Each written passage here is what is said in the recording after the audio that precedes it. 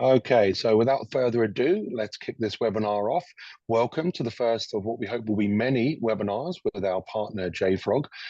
Thank you for joining today. My name is Rob Stevens. I'm responsible for sales and marketing here at iTmethods. We're a global leader in DevOps tools and providing DevOps toolchain services, managed services, professional services, etc. We work with a number of different solution providers, and one of the major vendors that we work with is JFrog. And as you may know, JFrog have a number of very compelling solutions in the marketplace. You may have seen over the last week or so some amazing announcements they've made with partnerships that they've got with GitHub and with some other major leading ISVs in the marketplace. And it's our pleasure today to introduce them, to give you an overview of some of the amazing security capabilities that they've got in their product and some of the futures that they're planning to build into that. So without further ado, I'd like to hand over to Nitin Khanna from JFrog. Nitin, take it away. Thank you so much, Rob. All right, let's start talking about securing your software supply chain. First of all, I'm Nitin Khanna. I'm a senior solution engineer here at JFrog, and I'm based out of Seattle. And let's talk about a few things before I actually go to the next slide, and that is basically what is the main idea that we want to talk about in terms of securing a software supply chain. Software supply chain is everything that goes into building the software that comes out at the end of your development cycle. Whether you are a small vendor or you're an enterprise, there's that whole chain that goes through it. You're thinking of what you want to develop, and you end up developing a particular piece of code, right? But a lot of it, a huge percentage of it, comes from elsewhere, and that's in terms of open source software. And a few of the things that we do at JFrog are focusing on how we can make sure that that whole chain of taking software from the outside, third-party open source software, and adding it to your to the mix of what you're developing. How do we secure that? And then also, how do we think about in terms of infrastructure? How do we think about it in terms of machine learning and all the new paradigms that are building in the market right now? And how do we secure that entire chain, as well as make it easy for development and for distribution to work in a cohesive manner? And that's where the JFrog platform shines as such. So let's jump into it.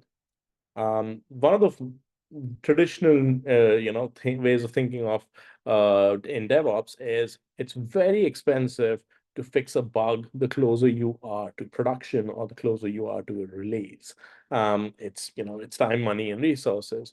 But we've noticed that it's also very expensive to fix a vulnerability the closer you are to a release. The closer you are to code, you're spending less time, less money, and less resources. But if you are in production, it's not just the time and money that you're spending, right? You are absolutely in damage control mode if you find a vulnerability in production. And that's primarily where majority of the vulnerabilities are in fact found. You are taking a reputational hit. You have that downtime to answer for to your customers because you can't bring your systems back up without making sure that that data breach is completely gone from your systems. And all of this leads to a trust loss. But one of the most important things here is the time lost, right? The amount of time that it's going to take you to put out an emergency patch reduces if the software that you're working with is completely your own. But the more we depend on open source software, the more we are depending on other organizations, other developers, other folks' timelines to figure out how quickly we can get a patch out. The average financial impact because of all of this from a supply chain attack for an SMB is something like 200K, and that's USD. And for an enterprise, it ends up being almost $2 million, and that's on average. There's a lot of variance there. So how do we do this? How do we secure our development? How do we secure the supply chain? One of the questions that gets asked is, oh, let's just add security to the DevOps world, to our notion of DevOps. And the question that very often gets asked is, where do we add that security? Do we add it in the development cycle, in the planning or building phases, or do we add it when we're actually deploying it? Once it's in release, we definitely need security over there. And frankly, the answer from JFrog is that we need security everywhere. We need to have a security-first culture in your organization, and we need to introduce it as soon as the planning phase, and then carry that security forward at every step of the way, every step of the development cycle. Whether you're just building or testing stuff, we still need to be aware of the fact that you need to make things secure. And we also definitely need to make sure that it's secure further out in production and in release. Um, and then, excuse me, but what one of the biggest problems is the ratio. We've seen as part of industry standards that for almost every 100 developers, you'll have maybe 10 ops folks and maybe one security person. And what ends up happening is that security person's running around, writing reports and generating all this information, and developers will either not understand how to read those reports and what to do with that information, or there'll be a tendency to just release first. And that just means that security keeps taking a back seat in every organization that you can think of, simply because there's not enough people thinking about security from the get-go. How do we solve that problem? Well, the answer is to have security as part of the development cycle in terms of not just, oh, let's just make sure everything is secure and everything is, everything is security. The fact is, developers as a persona, they need to evolve into security persona. They need to have a DevSecOps mindset where a developer wants to have, the smoothest development processes in place, and they want to deliver as fast as possible, and they want to deliver on time. A security person wants, the minimum amount of risk, and they want to make sure that all the policies are in place, and then there's a lot of tooling in place to make sure that security is always being enforced on the code that's being written and deployed. A DevSecOps persona will be thinking of the entire supply chain in terms of, okay, what am I putting into the software? How am I using it? And how do I use APIs and tooling, and, in terms of IDE plugins and CLI and REST APIs to make sure that as I am building the software on my system, as well as when I'm building it in the CI systems, how do I make sure that there's an automated workflow which ensures that security is looked at and verified at every step of the way. The DevSecOps persona also thinks about a complete system of record, because one of the most important things is how to do an RCA, root cause analysis, right? And when it comes to vulnerabilities, it often so happens that we end up in a situation where, oh, we don't even have the build that we have in production. How do we even look at what's inside it? How do we verify that information? And that needs to be in the back of every DevSecOps person's mind, because they need to make sure that, okay, if and when I need to do an RCA, I need to be able to answer which version has the problem, which version doesn't, and how did it creep in. It's not anybody's fault that vulnerabilities are found in software. We just need to know how to quickly mitigate those problems as soon as possible. You'll notice, by the way, that nowhere in this do I address the ops persona, the person who's working on the ops side. And the reason for that is we believe that everybody in in the software development world is doing the shift left thing, because we understand that the more we make developers understand how to secure their software, that's the source of where the software build is coming from, right? And the more we make them understand this, the more we'll be able to secure it from the get-go. It's that classic problem where, if you have a web server which is serving just on HTTP versus something that's serving just on HTTPS, you know from the get-go that your systems are going to be more secure because you are depending on SSL cryptography. And that's the mindset here. When we know that we are the developers going to develop stuff in a more secure manner, with more security in mind, we know that when it comes to ops, they're going to have a lot easier time in making sure that everything works and everything is secure. Let me just quickly jump to the next slide. But before that, I just want to check if there's anything in the chat. There's nothing. Okay, going forward. Let's talk about attack surfaces. Now, whether you're dealing with PII, whether you're dealing with HIPAA compliant or GDPR compliant data, or even if you're dealing with just routine data, which is about emails being sent out to customers or something like that, there's always an attack surface. There's always a way that hackers can use the information that you have, and there's always a way that they can get to that information that you have and then misuse it in some way. And some of the attack surfaces that we've seen are things like, the classic vulnerability. They find a vulnerability in the code that you've deployed, and they exploit that to get into your systems. Or sometimes it ends up being that there's a leaked secret somewhere, a password got leaked. And frankly, every other day we see somewhere on the dark web a massive data dump of usernames and passwords and emails and passwords, right? Those leaked secrets definitely affect you as well. But it also happens that, it ends up being that a developer might, by mistake, leak a secret, put a password in plain text, put an API in plain text, which it shouldn't be there. And that's another way, another attack surface where things get leaked. There's also the malicious code model where the hackers will figure out exactly what you want to use or are using in your software and create a version of that which is malicious in nature. It'll be completely obfuscated. It'll be code that works perfectly for your use case. And then a particular date and time gets triggered, or it understands that the server that it's installed on is now a production server. And instantly that extra piece of code runs, and suddenly you have a backdoor into your system.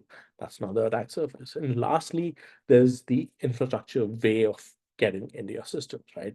We have all these amazing models of cloud deployments right now, but they are very complex. Now, my background is as a network engineer. So when I get into the mindset of, okay, I need to go into a virtual data center like AWS or Azure and configure things, I understand that there are pieces of it which are involving, firewalls and ports and other things that I need to secure. For example, permissions on the S3 buckets, for example.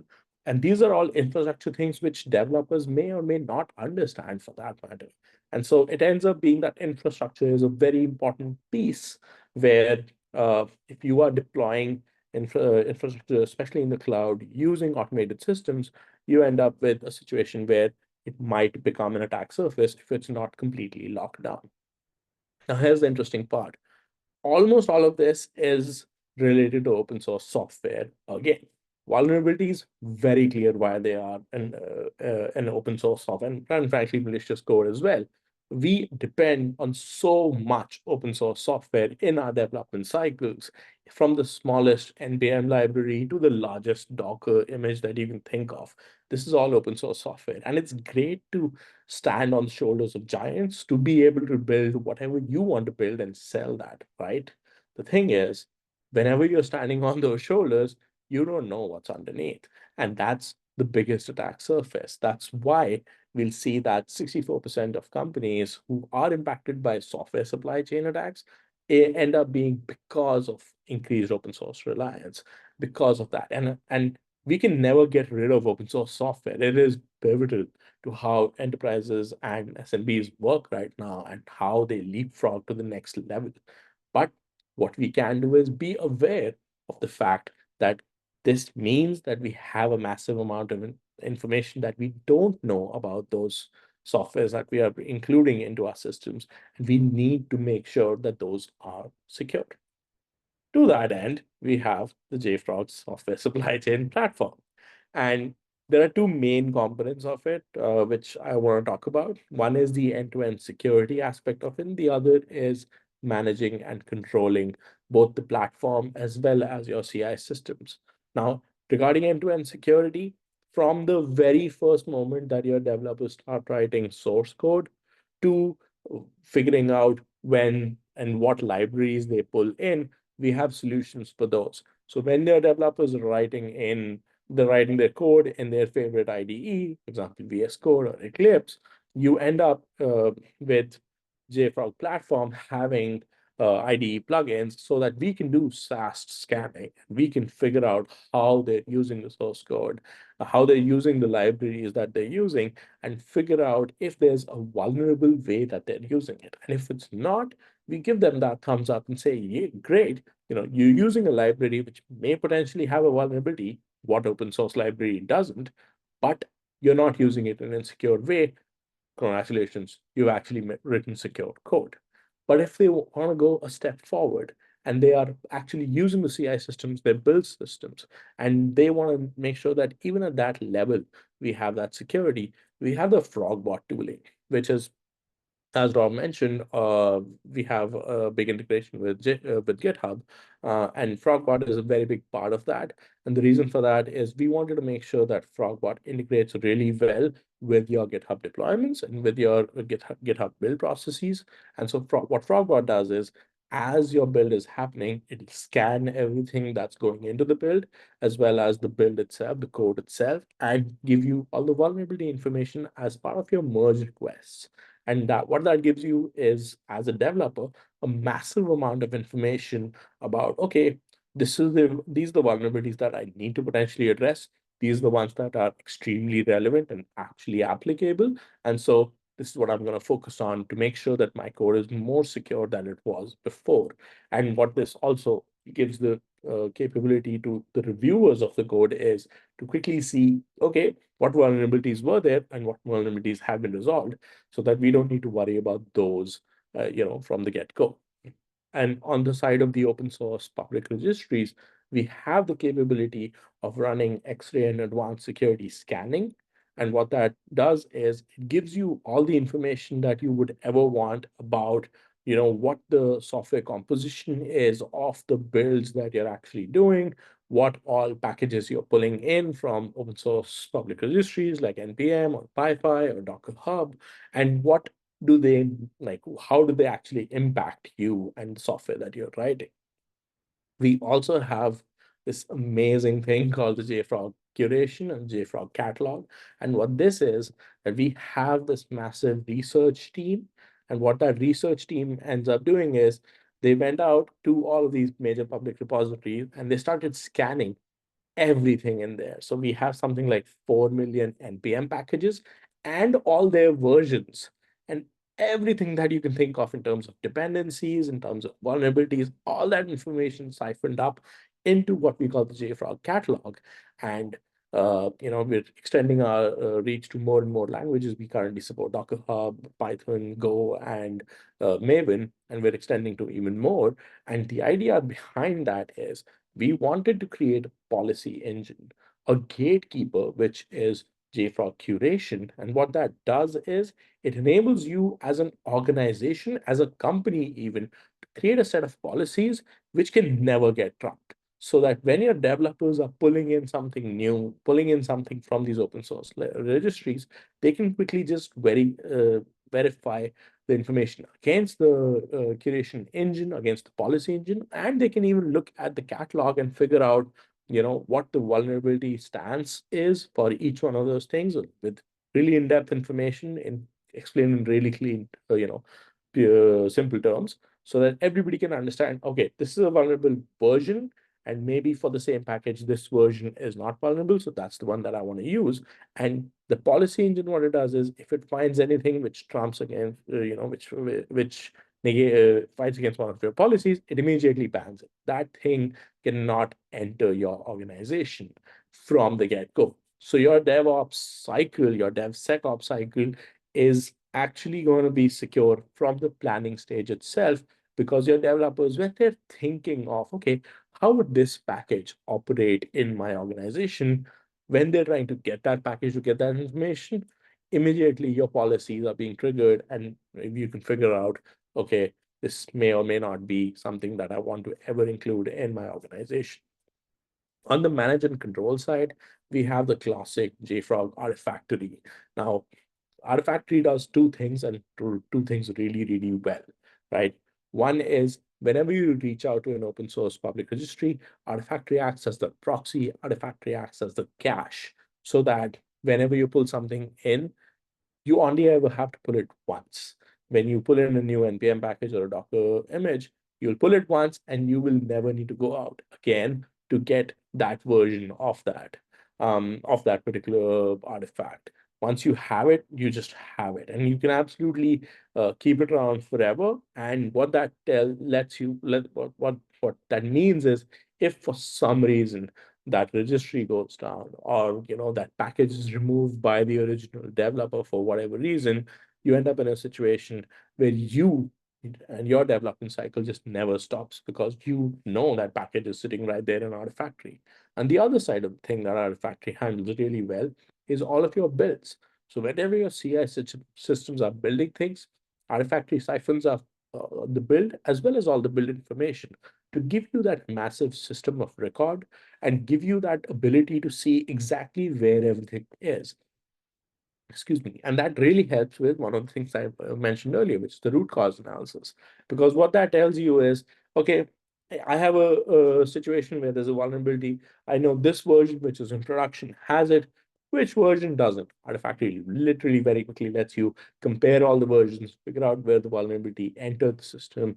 You can quickly change your deployment to the version that doesn't have it. So your systems are never down, and your customers never have to feel that interruption of you having to figure out where what went wrong. Essentially, Artifactory does these two things really well, and one of the other things that it does really well is it talks really well with our security suite, whether it's X-ray Advanced Security or Curation. Whenever there's a policy in our security suite that gets triggered because of something that's in Artifactory, the policy can decide very quickly that, hey, Artifactory, you need to shut this down. You need to stop that build. You need to stop that download from happening, and make sure that we have full control over what's getting deployed, both to our developers' systems as well as our CI systems, but also what gets deployed in distribution and in production. Because Artifactory can shut everything down in terms of what gets downloaded where. Even if your systems are expecting a package to come in, they'll see very clearly, oh, this deployment didn't come in because it triggered a policy somewhere, and a security threat was ascertained. We also have the JFrog CLI, pipelines, distribution, connect, and very quickly, these are the JFrog CLI is this beautifully built tool, which does everything in terms of administering the entire JFrog platform, using the entire JFrog platform from the developer's perspective, as well as setting up the developer's machine in order to make sure that they are using the JFrog platform maximally. So you can obviously go in and figure out, what's Artifactory doing, and what are the logs look like, and who all have access to it, all that user information. But you can also run scans from the JFrog CLI. You can also build release bundles, and I'll talk about that in a bit with them. And the idea there is we want to give you full control over the JFrog platform from the JFrog CLI, so that you never have to, as a developer, you never have to leave the CLI. As an administrator, if you are used to the web UI and you love it, good for you. And we absolutely build the web UI to be as convenient as possible. But if you're used to the CLI and you come from that world, we have systems in place to make sure that you have the best experience as well. And let's talk about JFrog distribution. So I talked about release bundles, and what that is whenever, for example, you have a machine learning model that you want to say, I built this machine learning model, I built this Docker image to go with it, I built, for example, a Terraform plan to go with all three of them, and I want to deploy all of this to AWS. Well, you can create what is called a release bundle from all of this, and you can give it to the distribution system. And what that will do is, say you're a global company and you have a development hub in the US, but you want to deploy to all these other countries in the world and all these other data centers out there, right? All these other clouds. The distribution system allows you to do that. It allows you to create edge nodes as close as possible to where you actually want to deploy.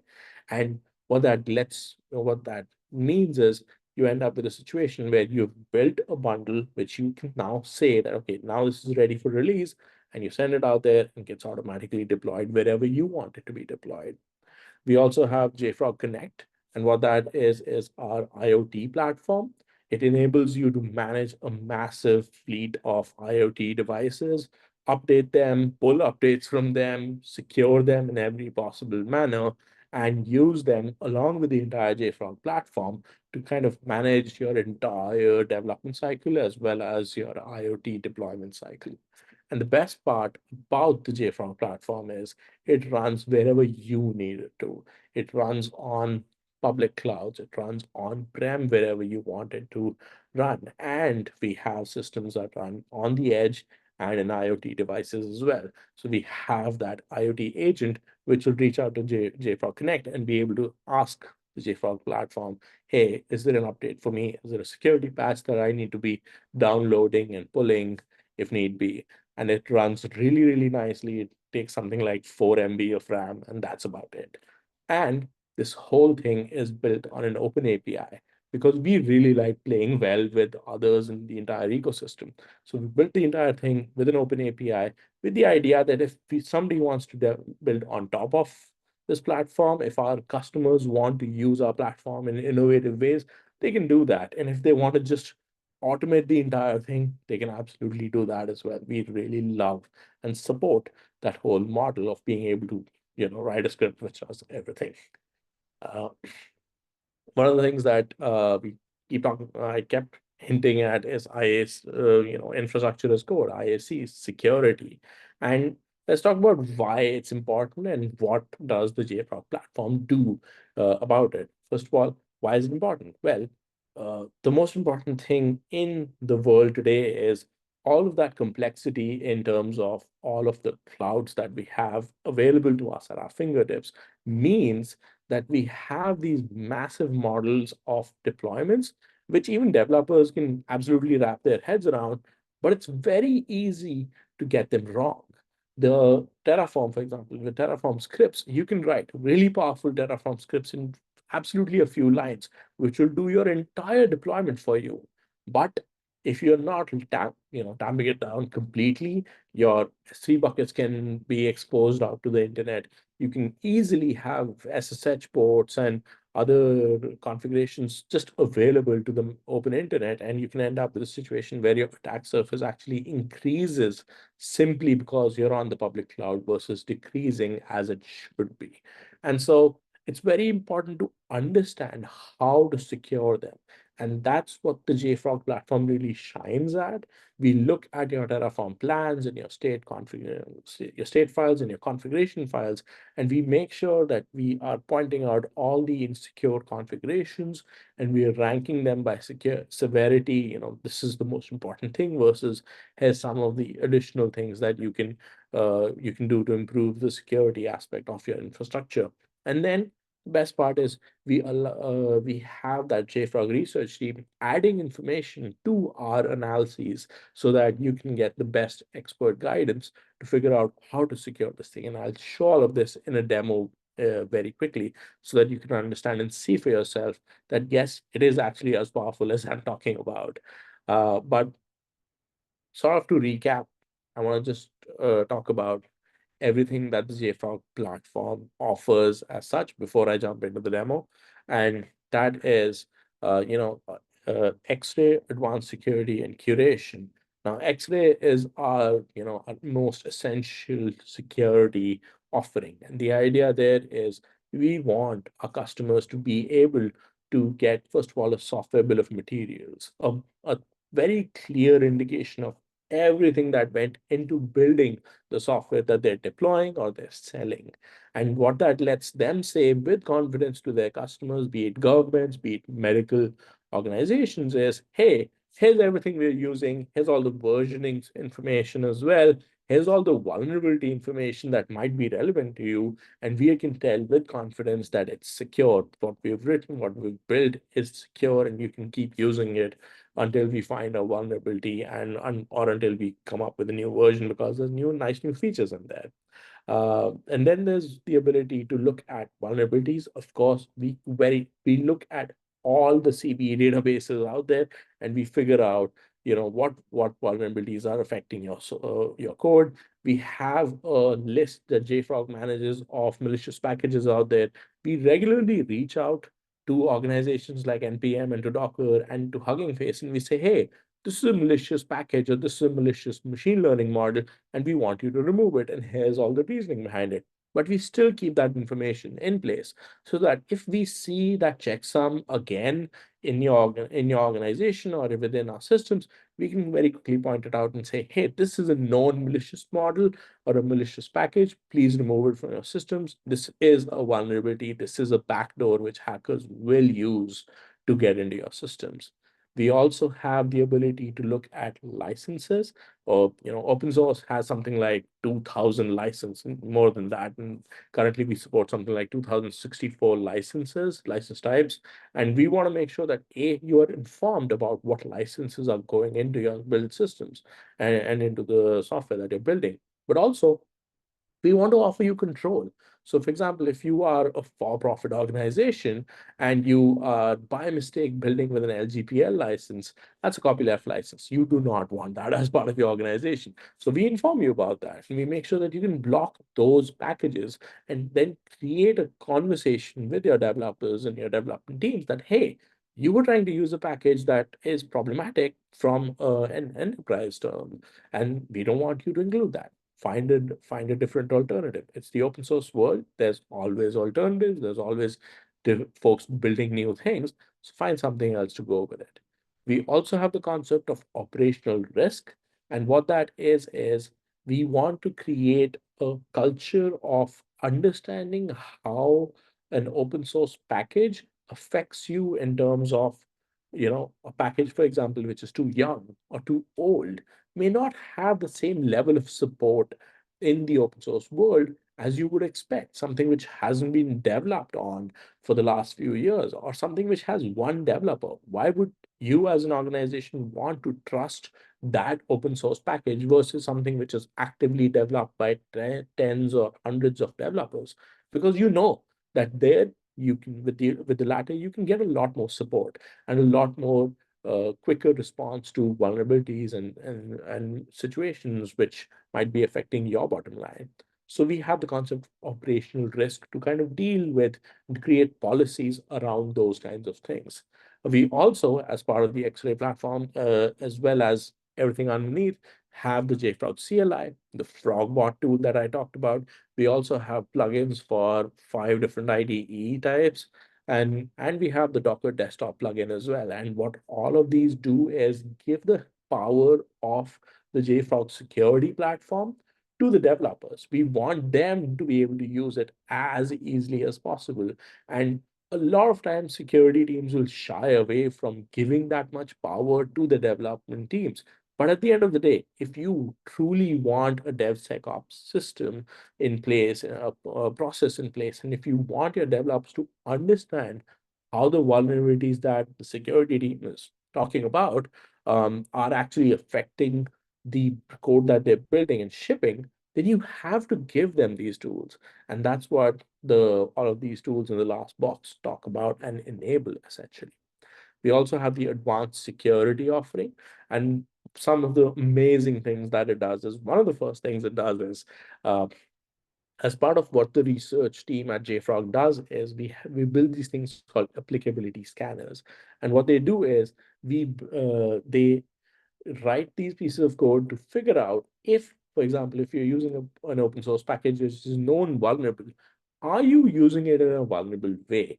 That's what it looks like. It looks at the context, how you're using a particular package. If you're using a package which has a known vulnerability, but you're not using it in an insecure way, the advanced security offering can tell you very quickly that, hey, this thing is not actually applicable. There's a CVE, there's a vulnerability that you need to look at, but it's not actually applicable. So we're actually going to drop down the relevance of that so that your developers can focus on stuff that's more relevant to them, that's more insecure in some way, right? And that's one of the most important things that the advanced security offering does.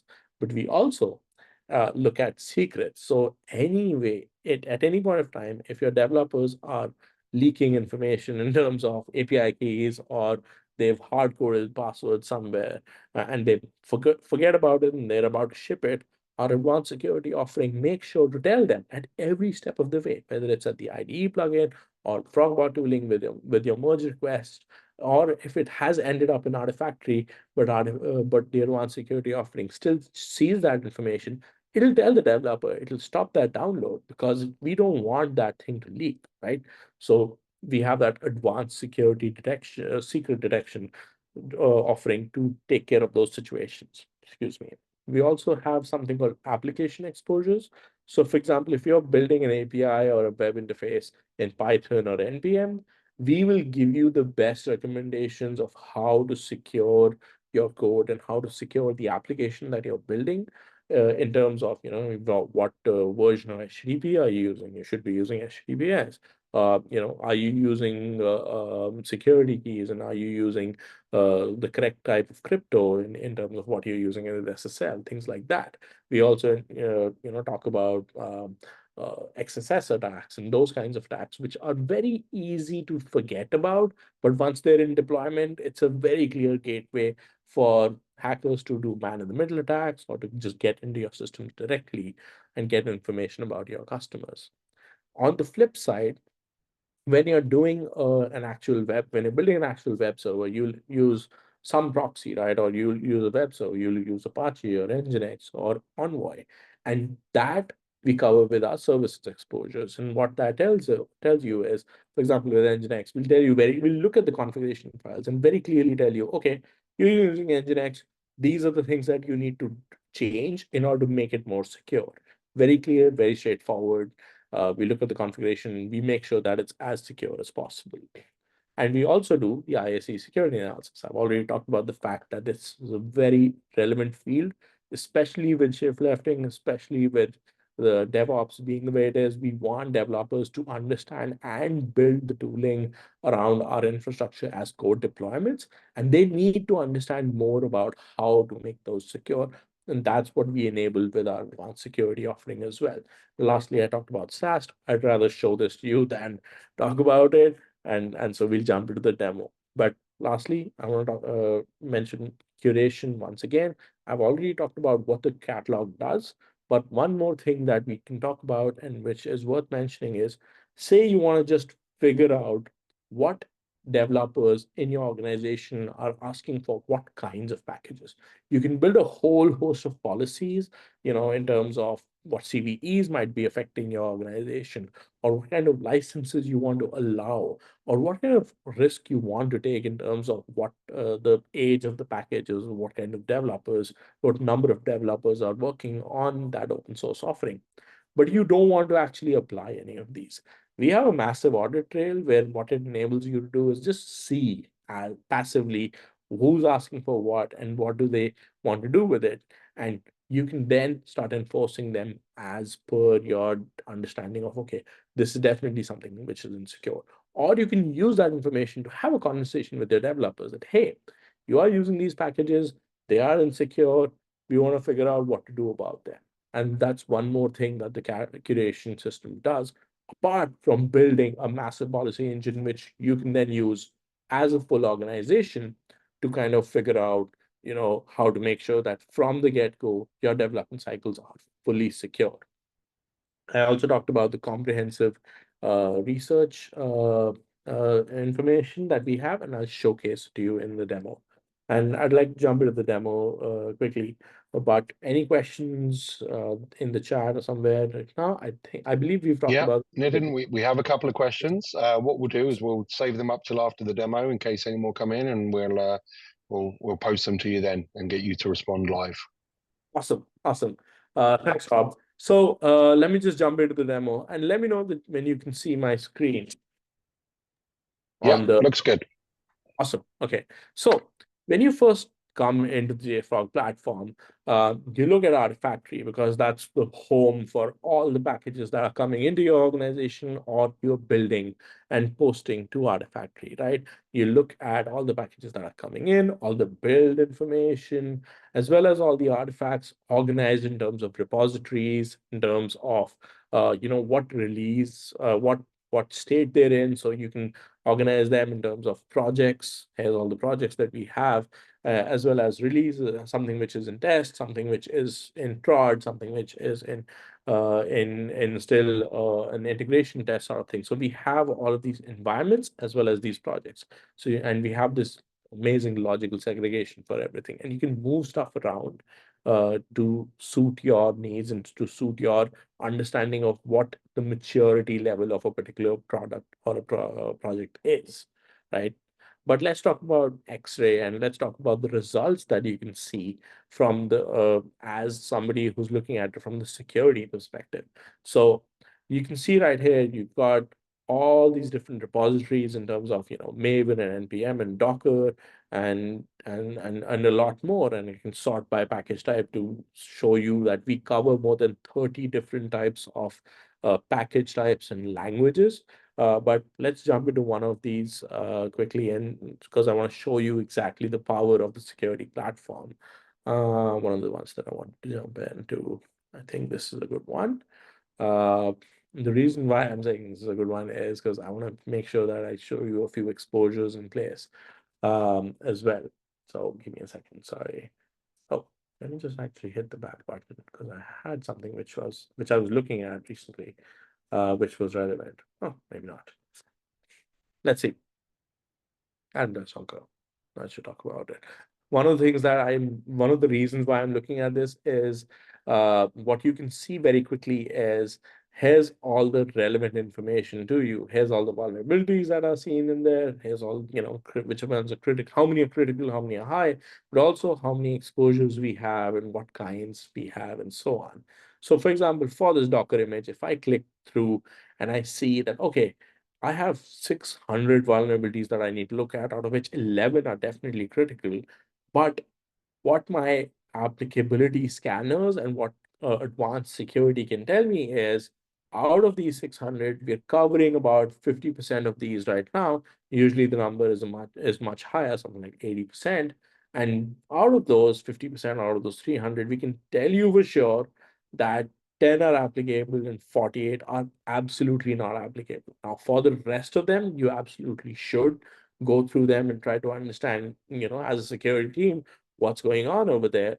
But so some of the worst, most egregious Docker images and packages out there will have a massive number of vulnerabilities, and you want to make sure that you understand how each one of those are affecting you. And the applicability scanners can very quickly tell you, okay, these 10 are applicable, and these 10, once you get into the contextual analysis piece, they'll say, yes, they're applicable, but by the way, the severity that is assigned to the CVE is critical, but we are assigning a medium. And you would say, why? It's like a 9.8. Why are you assigning it a medium severity? Well, best part is the research team has done the work of giving you information in terms of, okay, yes, it's definitely an issue. It's definitely something that, can be exploited, but it's extremely unlikely because the attacker has to have met some other situations which haven't been met or which are difficult to meet. And because of that, in very clear terms, red is bad and green is good. We can tell you that we're actually dropping down the severity level of the CVE. It is applicable. You should work on it, but maybe you can work on it after you figure out some other ones which are higher level than this one. So that's one of the things there. And the other thing is the contextual analysis, which is telling you exactly what line, exactly what function is actually vulnerable, and it will give you all the evidence for the code right here. Now, when I'm looking at it from the perspective of a security person, this is very nice. This is very good information. But when I'm looking at it from the perspective of a developer, I'm like, this doesn't mean anything to me in terms of, okay, now what? I can definitely go ahead and look at the remediation section, but I don't have any real context. So I'm going to quickly jump to sharing my Visual Studio so that I can show you what the developer would be able to see from the perspective of, okay, what does this vulnerability mean to me? So this is a very well-known React-based bank application, sample application out there. And it has quite a few vulnerabilities which are not pointed out by the team which builds this thing and puts it up on GitHub. The good thing is, as part of your VS Code plugin, you can go into the JFrog plugin, run the scan, and get all this information very quickly. And what it tells you is, okay, here's all the vulnerabilities that you need to look at by file or by vulnerability, howsoever you want to see it. And then here's all the information related to it. So you're looking at, this particular CV is affecting this particular package in the package.json file. Our recommendation is update the direct dependency because this is an indirect vulnerability. And VM is known for this thing, right? You download a single package in your package.json and you download 1,000 others. That's the big black hole. But if you don't want to update the direct dependency, here's all the information you need to actually patch the code that you might have written so that you can figure out other ways of doing this. And say you are pinned to this particular version, you can't update it. We can let you look at code, which will help you in making your code still secure. And if you're looking at an example, which is in an actual file that you've written instead of the package JSON, again, actually, this one is an example of package somewhere where our recommendation is please update the package. But there's others where you can actually see okay, this is what you're doing. This is how you're using this JSON web token. Please secure it using this piece of code. Now, this, when I'm looking at it from a developer's perspective, is massively useful because I'm looking at the code that I wrote, looking at how to fix it, and the two just match well together. I can definitely, as a developer, take the decision to update the dependency and make sure that I'm at the latest and greatest model. But if I'm actually locked down to that, this saves me so much time in figuring out how to work around all this information. We also give a lot more information to the developer in terms of, here's the JFrog research information that you might need to understand what this situation is. And the reason why we give all this information as well as the impact graph is we want developers to be able to understand, okay, I have till now been writing insecure code. I've always used JFrog, JSON web tokens like this. I'm going to start writing code in a more secure way. How do you build that mentality? It's by giving them this information, giving them the reference information so that they can then understand what's going on, how to make sure that the next time they're using this particular function, they can definitely make it more secure. So this is what the developer will see, and the security teams will see. I've already shown to you. But one more thing that I wanted to show you, let me quickly jump back to another situation is, say you are a terminal junkie and you are like, I want to get all this information in my terminal itself, it's great. We have tooling to support that. The JFrog CLI, as I said before, is massively powerful. You can obviously run all of your scanning right here, and I'll show that to you in a second. But you can also build everything in place. You have these amazing tools to generate your NPM and your Python configurations and a whole host of other ones, so that you, as a developer, when you're trying to set up your environment, you don't need to worry about, oh, how do I get into the JFrog platform? I don't know how to use it. Well, it's right here. It's very easy to understand and to use. And the best part is with Docker, with Terraform, we have the capability to run the commands natively so that you can get all the information that you might get from, for example, with Docker, with Terraform. You can run them.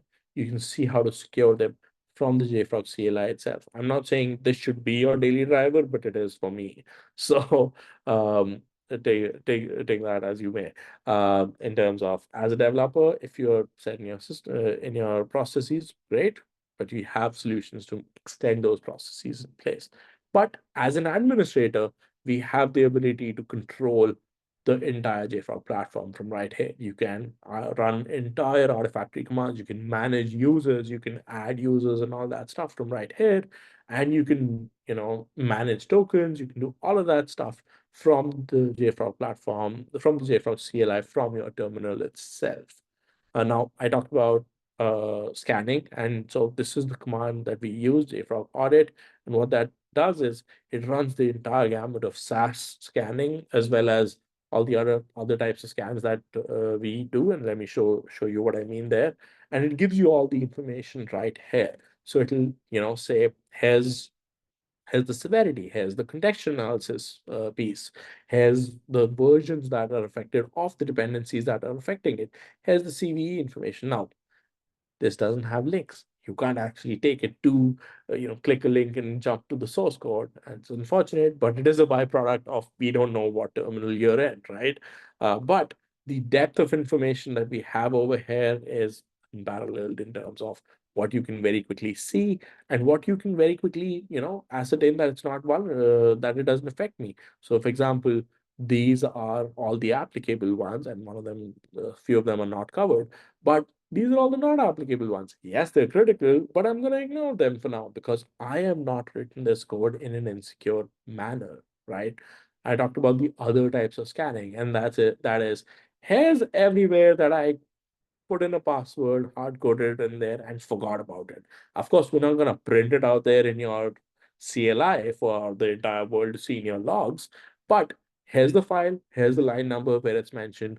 Please go ahead and remove it, as well as all of our infrastructure scanning. We do a very good job with Terraform in terms of all the major public clouds, and so all that information comes over here as well. We also have that SAS scanning, which I talked about. So for this project, it'll give me all this information about this file, this line number. You did as you let me rephrase that. You didn't do it, but there's an SQL injection possibility here because every developer at some point needs to learn how to write more secure code. And so here's an unsafe hash algorithm that you're using. You can go in there, you can figure out what is going on, why is it insecure, and you can go to the IDE plugin to figure out more information if you need it. And lastly, for example, here's one more example where for a different project, I was able to see a PHP vulnerability in place. That's a secret, actually, not a PHP vulnerability, but for example, a JS vulnerability, you're using an insecure protocol. And so there is a possibility of an XSS attack in place because of that. Well, the funny thing is this project as well is built to demo security vulnerabilities and catches it really well. So the JFrog platform is sort of displaying exactly what is expected by the people who built that particular package. I'm going to pause there for a second because I want to see if I want to jump to one more thing, and that is back to the browser. So you've seen the JFrog platform, you've seen the IDE plugins, you've seen the CLI. I talked about a few more things. One of them was FrogBot. And what that is that ability for you to have, as part of your CI systems, as part of your pull requests, your merge requests, the ability to see what vulnerabilities are affecting you. And FrogBot is what does that. So you add that as an action in your GitHub, in your GitLab, in your Bamboo configuration, in your Bamboo plan, you add that.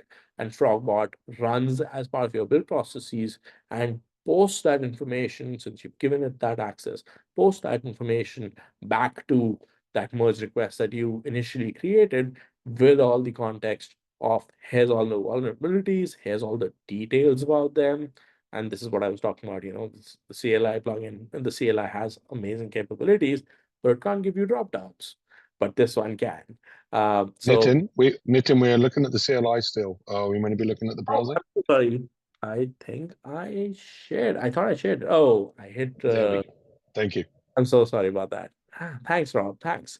Because I paused it, and that's why you're seeing that. Okay, so from the top, let's talk about FrogBot and the fact that you can add it to your pull requests, and so as part of your build cycle. And so what you get to see with that is FrogBot posting back to the screen to your pull request. Here's all the information in terms of vulnerabilities. Here's all the details of them. Here's the links that you might find relevant, as well as descriptions and so on. Here's code samples, which might be vulnerable. Here's a remediation piece, so that when you are looking at it from the perspective of a reviewer, you can very quickly see, okay, here's a vulnerability you definitely need to ask to make sure that the developer who's working on this project does remediate before you can give them your thumbs up and proceed from there. So that's the Frogbot piece of it.